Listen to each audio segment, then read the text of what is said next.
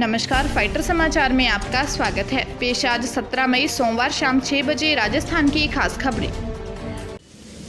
बड़ी खबरों से अपडेट रहने के लिए सब्सक्राइब करें फाइटर न्यूज को और प्रेस करें बेल आइकन को।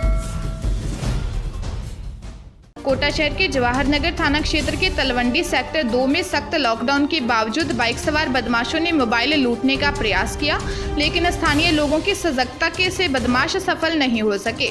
पुलिस ने बताया कि देवेंद्र आंवला मेडिकल स्टोर से दवाई लेकर लौट रहे थे। उसी दौरान बाइक सवार 3 बदमाशों ने उनके हाथ पर झपट्टा मार मोबाइल छीनने की कोशिश की। देवेंद्र ने शोर मचाया तो आसपास के लोग मौके पर पहुंचे। बदमाशों को पकड़ने के लिए पीछे दौड़े।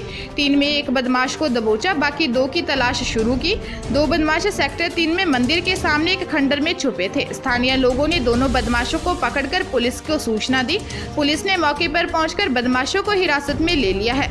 पुलिस बदमाशों से पूछताछ कर रही है। चित्तौड़गढ़ जिले के निम्बाहेड़ा क्षेत्र के अरनोदा के समीप स्थित गंभीरी बांध में के पंप नियंत्रण करने के कैबिन में कार्यरत ठेकाकर्मी ने खुद को टॉवल से फांसी का फंदा बनाकर आत्महत्या कर ली। पुलिस ने बताया कि राहुल जलदाय विभाग के गंभीरी बांध स्थित कैबिन पर मोटर चलाने एवं बंद करने का कार्य करता था।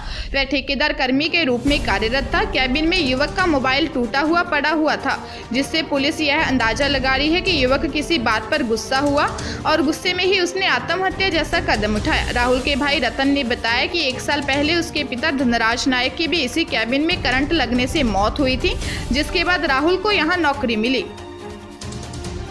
उदयपुर जिले की सलुम्बर थाना पुलिस ने एक बड़ी कार्रवाई को अंजाम दिया है। जानकारी के अनुसार पुलिस ने लंबे समय से फरार चल रहे शातिर नगभजन तकतराम को गिरफ्तार कर लिया है। आरोपी तकतराम थाने में के टॉप 10 वांटेड में शामिल था। फिलहाल पुलिस उससे सख्ती से पूछताछ कर रही है। पुलिस पूछताछ में कई वारदातों का खुलासा हो सकता है।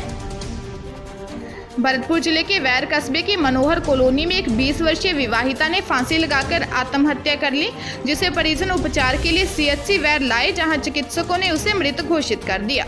सूचना पर पुलिस अस्पताल पहुंची, जहां मृतक महिला के पीहर पक्ष को सूचना दी गई। पुलिस ने बताया कि मृतका की पहचान सुशीला निवासी मनोहर कॉलोनी के रूप में हुई। पुलिस मामले की जाँच कर रही है। कोरोना काल में बिगड़ती चिकित्सा व्यवस्था के बीच झोलाछाप डॉक्टर मरीजों की जान से खिलवाड़ कर रही हैं।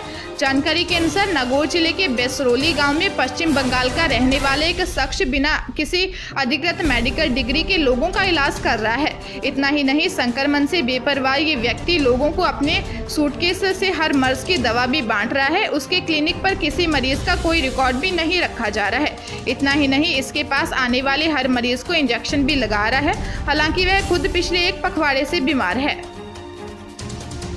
बीकानेर जिले में सर्वोदय बस्ती में एक विवाहिता ने घर में फांसी लगा ली। उसके पति और ससुर पर आत्महत्या के लिए मजबूर करने का आरोप लगाते हुए नया शहर थाने में केस दर्ज करवाया गया है।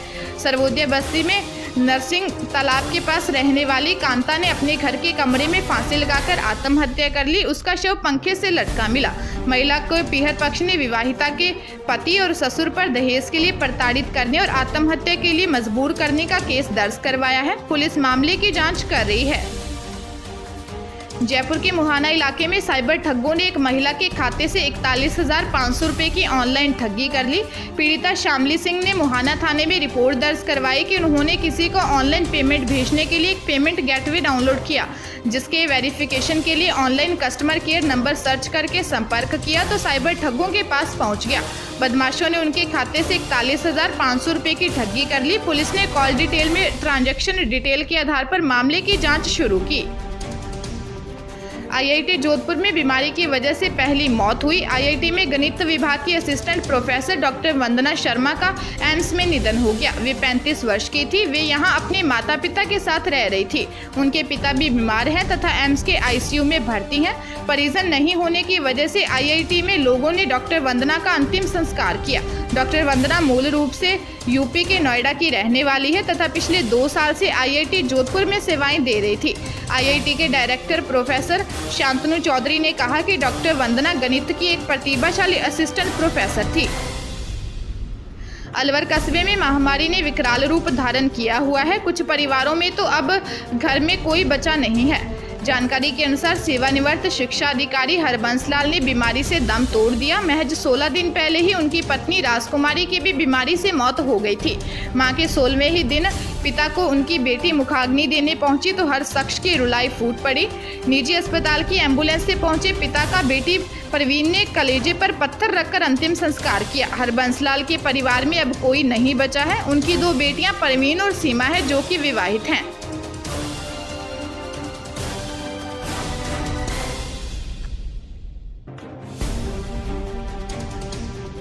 ताजा तरीन खबरों के लिए फाइटर न्यूज को सब्सक्राइब करें और बेल आइकन को प्रेस करें ताकि नई न्यूज अपडेट होते ही आपके फोन की घंटी बज जाए।